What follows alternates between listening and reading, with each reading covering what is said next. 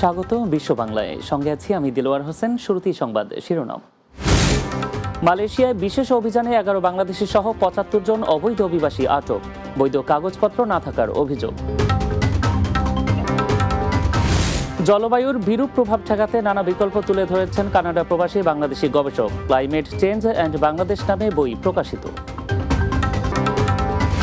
এবং জার্মানির বার্লিনে ঝুলছে রামাদান করিম লেখা নিয়ন সাইন। সিটি কর্পোরেশনের আয়োজনে খুশি প্রবাসী মুসল্লিরা।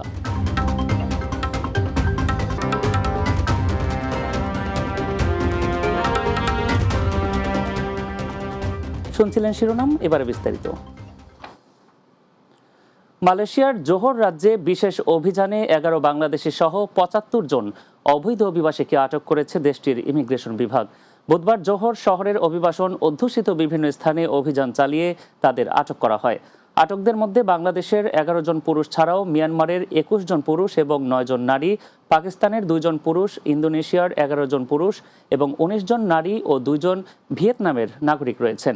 বৃহস্পতিবার রাজ্যের ইমিগ্রেশন বিভাগ এক বিবৃতিতে জানিয়েছে, বৈধ পারমিট ছাড়াই কাজ করা বিদেশিদের উপস্থিতি সম্পর্কে জনসাধারণের কাছে তথ্য পাওয়ার পর বুধবার এই অভিযান চালানো হয়। আটক অভিবাসীদের পরবর্তী পদক্ষেপের জন্য সেতিয়া ট্রপিকা ইমিগ্রেশন ডিপোতে রাখা হয়েছে। জলবায়ুর বিরূপ প্রভাব মোকাবেলায় নীতিগত সিদ্ধান্ত চূড়ান্ত করার পাশাপাশি দায়িত্ব নিতে হবে রাষ্ট্রকে।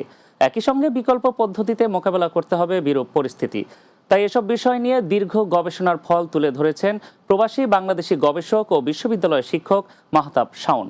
সম্প্রতি তিনি সহ আরও কয়েকজন লেখকের জলবায়ু মোকাবেলায় international law, climate change and Bangladesh নামে একটি বই প্রকাশিত হয়েছে, যেখানে জলবায়ু মোকাবেলায় খুঁটিনাটি সব বিষয় তুলে ধরা হয়েছে।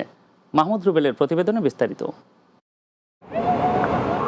সভ্যতা গড়ার নেশায় মানুষ বদলে দিয়েছে প্রকৃতিকে, এখন তার ফল মিলছে হাতে নাতে।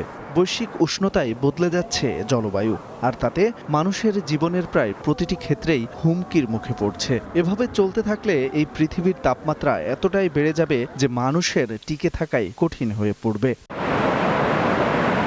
অন্যদিকে কৃষিতে জলবায়ুর পরিবর্তন হওয়ায় এ নিয়ে চিন্তিত বাংলাদেশ সহ পুরো বিশ্ব। আর এই জলবায়ু মোকাবেলায় কাজ করছেন অনেকে। তেমনই একজন কানাডা প্রবাসী মাহতাব শাওন। সম্প্রতি তিনি সহ আরও কয়েকজন লেখক মিলে জলবায়ু মোকাবেলায় international law, climate change and Bangladesh নামে একটি বই প্রকাশ করেছেন। International law, climate change and Bangladesh, এটাই হচ্ছে বইটার শিরোনাম। এবং এই শিরোনামের আমরা 6টা পার্টে ভাগ করছি বইটাকে, এবং 20টা রিলেভেন্ট চ্যাপ্টার আমরা লিখেছি। এবং 20টা চ্যাপ্টারের প্রত্যেকটাই আসলে ক্লাইমেট চেঞ্জ এবং বাংলাদেশকে নিয়ে বিভিন্ন অ্যাসপেক্ট থেকে আসলে পসিবল যতগুলো সম্ভাব্য, যত লিগ্যাল অ্যাসপেক্ট থেকে দেখা সম্ভব সবভাবেই দেখা হয়েছে। আন্তর্জাতিক আইনের সাথে মিল রেখে দেশের আইনকে সামঞ্জস্য কিভাবে করা যায় তা বিশদভাবে তুলে ধরা হয়েছে এই বইয়ে। Climate change, Bangladesh and law nexus, এবং এই পার্টটা পড়লেই পাঠকরা বুঝে ফেলবে যে বাংলাদেশের সঙ্গে বাংলাদেশের লয়ের সঙ্গে ইন্টারন্যাশনাল লয়ের যে সম্পর্ক, সেই সম্পর্কর ভিত্তিতে কিভাবে ক্লাইমেট চেঞ্জ ইস্যুকে আমরা অ্যাড্রেস করতে পারি, এটা ওভারঅল ধারণা পেয়ে যাবে। দেশের মানুষের ঐতিহ্যবাহী জ্ঞান এবং ভূমির ব্যবহারও যে জলবায়ু মোকাবেলায় কাজ করতে পারে তা উল্লেখ করেন তিনি। ক্লাইমেট চেঞ্জ অ্যাডাপ্টেশন এবং ক্যাপাসিটি বিল্ডিংয়ের ক্ষেত্রে কিন্তু আমরা ইন্ডিজিনাস নলেজ কিংবা আদিবাসী জ্ঞান অথবা ঐতিহ্যবাহী যে জ্ঞান বাংলাদেশে রয়েছে, মানুষের লোকায়ত জ্ঞান, চিরায়ত জ্ঞান, সেই জ্ঞানকেও কীভাবে ব্যবহার করে আমরা আইনি একটি ফ্রেমওয়ার্কের মধ্যে, লিগ্যাল ফ্রেমওয়ার্কের মধ্যে এনে কীভাবে আমরা জলবায়ু পরিবর্তনের অভিযোজনে আমরা প্রস্তুত হতে পারি, সে বিষয়েও একটি চ্যাপ্টার ওখানে রাখা হয়েছে। জলবায়ু পরিবর্তনে গুরুত্বপূর্ণ বড় হাতিয়ার হিসেবে ব্যবহার হবে প্রযুক্তি, আর এই প্রযুক্তি দেশের আইনে কিভাবে এনে কাজ করা যাবে তা বিশদভাবে তুলে ধরেছেন তিনি। জলবায়ু পরিবর্তনের অন্যতম একটি বড় হাতিয়ার হবে প্রযুক্তি, গ্রিন টেকনোলজি, সবুজ প্রযুক্তি। তো সেই টেকনোলজি ব্যবহার করে এবং টেকনোলজি কীভাবে বাংলাদেশে ট্রান্সফার করা যেতে পারে উন্নত বিশ্ব থেকে, সেটি কী লিগ্যাল ফ্রেমওয়ার্কের মাধ্যমে এবং আইন কীভাবে এই বিষয়টাকে সহায়তা করে, সেটি নিয়ে আমাদের চ্যাপ্টার 5, পার্ট 5 হয়েছে technology and law. Mahmud Rubel, Bangla TV, Dhaka. পবিত্র মাহে রমজান উপলক্ষে জার্মানির রাজধানী বার্লিনে ঘটেছে এক ব্যতিক্রমী ঘটনা। মুসলিম জাতির সম্মানে স্থানীয় একটি সরকারি ভবনে রমাদান করিম লেখা নিয়ন সাইন টানিয়েছে সিটি কর্পোরেশন। এছাড়াও দেশটিতে বসবাসরত মুসলিম সম্প্রদায় সহ অন্য ধর্মাবলম্বীদের নিয়েও আয়োজন করা হয়েছে সৌহার্দ্যের ইফতার মাহফিল। জার্মানি প্রতিনিধি আশরাফুল হক আকাশের প্রতিবেদনে বিস্তারিত। মুসলমানদের পবিত্র সিয়াম সাধনার মাসের গুরুত্ব, রোজা রাখার ফজিলত ও তাৎপর্য সাথে ইসলাম ধর্মের সৌন্দর্যের বিষয়গুলো সবার মাঝে ছড়িয়ে দিতে জার্মানির রাজধানী বার্লিনের টিয়ার গার্ডেনের সিটি কর্পোরেশন ভবনে প্রথমবারের মতো রামাদান করিম বা মাহে রমজানের শুভেচ্ছা লেখা একটি নিয়ন সাইন টাঙিয়েছে সিটি কর্পোরেশন প্রশাসন। এই উপলক্ষে ৬ মার্চ বৃহস্পতিবার সন্ধ্যায় সিটি কর্পোরেশনের একটি মিলনায়তনে মধ্য বার্লিনে বসবাসরত অভিবাসী মুসলমান ও অন্যান্য সম্প্রদায়ের মধ্যে ভ্রাতৃত্ববোধ ও মূল্যবোধ বাড়াতে সবার জন্য ইফতার মাহফিলের আয়োজন করে সিটি কর্পোরেশন কর্তৃপক্ষ। এ সময় সবাইকে রমজানের শুভেচ্ছা জানিয়ে বক্তব্য রাখেন মধ্য বার্লিনের মেয়র সহ অন্যান্য ধর্মীয় গুরু ও প্রশাসনিক কর্মকর্তারা। Und der Vorbereitung auf das Purimfest erinnern wir uns an die Kraft des Fastens und des Gebetes, an die Möglichkeit, unser Herz zu erneuern und Schritte aufeinander zuzugehen. Vedut, du bist der Liebende. Lehre uns zu lieben. Lehre uns, alle Geschöpfe wertschätzen zu können. Lehre uns, sensibel gegenüber allen Lebewesen zu sein. Selbst die kleinste Ameise zu sehen und dessen Wohl zu sorgen. রাজধানী বার্লিনের city কর্পোরেশনের এই ভবনে প্রথমবারের মতো মাহে রমজানের শুভেচ্ছা লেখা নিয়ন সাইন দেখে ও ইফতার মাহফিলের আমন্ত্রণপত্র পেয়ে খুশি প্রবাসী বাংলাদেশি কমিউনিটির নেতৃবৃন্দ। এই প্রথম মুসলমানদের সম্মানার্থে বার্লিন প্রশাসন মাহে রমজান উপলক্ষে একটি আলোকসজ্জার ব্যবস্থা করেছেন। ছোট হলেও খুবই সুন্দর, আমরা খুব আনন্দিত, সম্মানার্থে আমরা খুবই গর্বিত। আমরা চাই ভবিষ্যতেও যেন প্রশাসন আমাদের এই ভাবে উৎসাহিত করে। এদিকে শুভেচ্ছা বক্তব্য অনুষ্ঠানের প্রধান অতিথি মধ্য বার্লিনের রাথাউস টিয়ার গার্ডেনের মেয়র সহ আমন্ত্রিত সকলে সকল ধর্মের মানুষে মানুষে একটি সৌহার্দ্যপূর্ণ ও সহনশীল সমাজ গড়তে সবাইকে এগিয়ে আসার আহ্বান জানান। পরে আজান শেষে সবার মাঝে বিতরণ করা হয় হরেক রকমের ইফতারি। আল্লাহু আকবার।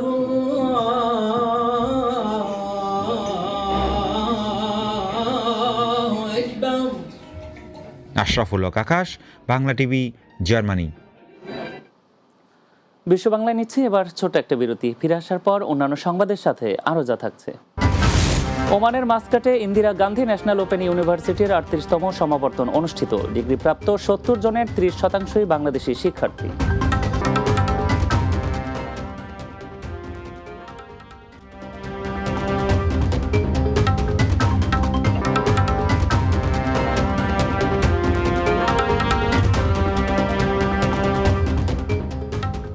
বিরতির পর আরেকবার স্বাগত বিশ্ব বাংলায়।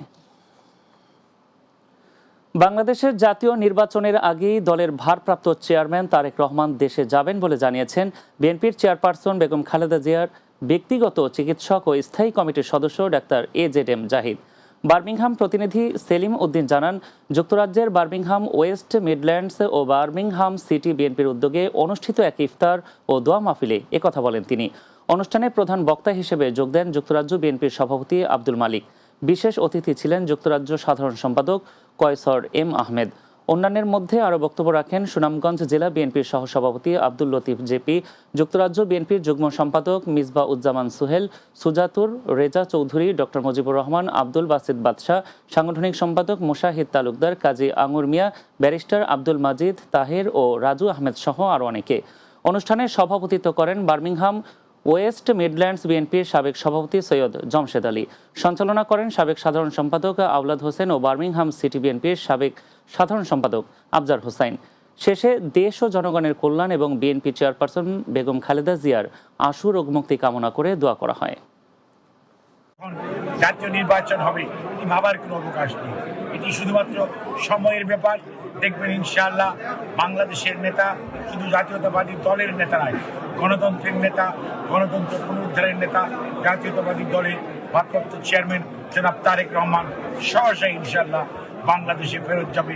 বাংলাদেশের মানুষের গণতন্ত্র পুনরুদ্ধারের শেষ যে সুযোগ যা জাতীয় নির্বাচন, সেই নির্বাচনে মানুষকে সাথে নিয়ে গণতন্ত্র পুনরুদ্ধার করবে।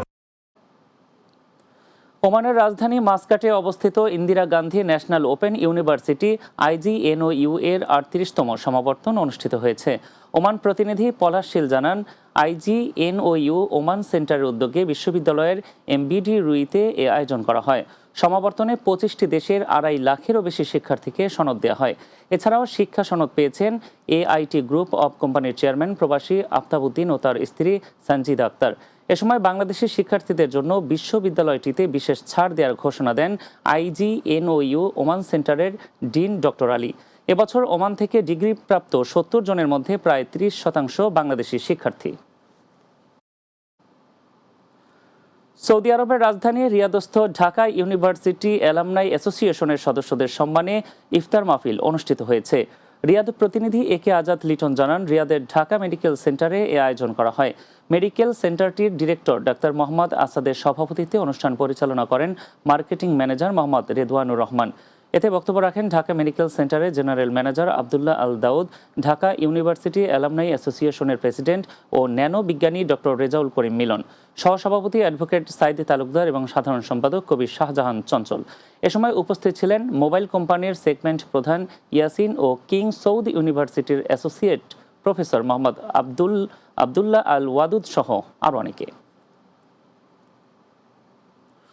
সৌদি আরবের মক্কায় প্রবাসী বাংলাদেশিদের আলোচনা সভা ও ইফতার মাহফিল অনুষ্ঠিত হয়েছে। মক্কা প্রতিনিধি শেখ মোহাম্মদ রনি জানান, খিলাফত মজলিস মক্কা নগরীর উদ্যোগে স্থানীয় একটি হলরুমে এ আয়োজন করা হয়। আয়োজক সংগঠনের সভাপতি মাওলানা মোহাম্মদ আলীর সভাপতিত্বে অনুষ্ঠান যৌথ পরিচালনা করেন সাধারণ সম্পাদক মাওলানা কাউসার আহমেদ ও সহ সম্পাদক মাওলানা মামুনুর রশিদ। এতে প্রধান অতিথি ছিলেন সংগঠনটির কেন্দ্রীয় নায়েবে আমির আল্লামা সাখাওয়াত হোসাইন। বিশেষ অতিথি ছিলেন কেন্দ্রীয় যুগ্ম মহাসচিব মুনতাসির আলী ও ওলামা বিষয়ক সম্পাদক শায়েখ মুফতি আলী হাসান উসামা। এ সময় উপস্থিত ছিলেন হেফাজতে ইসলামের কেন্দ্রীয় নায়েবে আমির মাওলানা খুরশিদ আলম, যুগ্ম মহাসচিব মুফতি হারুন ইজহার, মধ্যপ্রাচ্য ও আফ্রিকা জোন পরিচালক মাওলানা আহমদ বিলাল, সিলেট জেলা সভাপতি মাওলানা নেহাল আহমেদ ও বাংলাদেশ খিলাফত মজলিসের সভাপতি মাওলানা মোহাম্মদ হারুন সহ আরও অনেকে।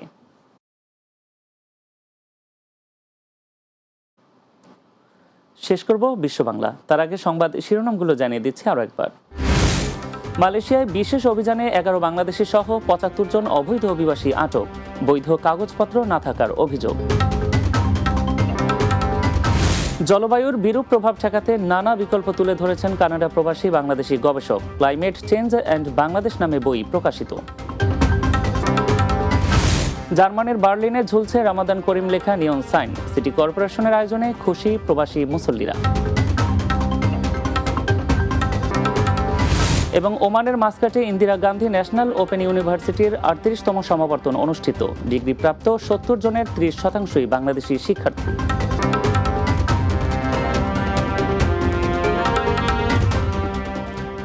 এই ছিল বিশ্ব বাংলায়। এতক্ষণ সঙ্গে থাকার জন্য ধন্যবাদ সবাইকে।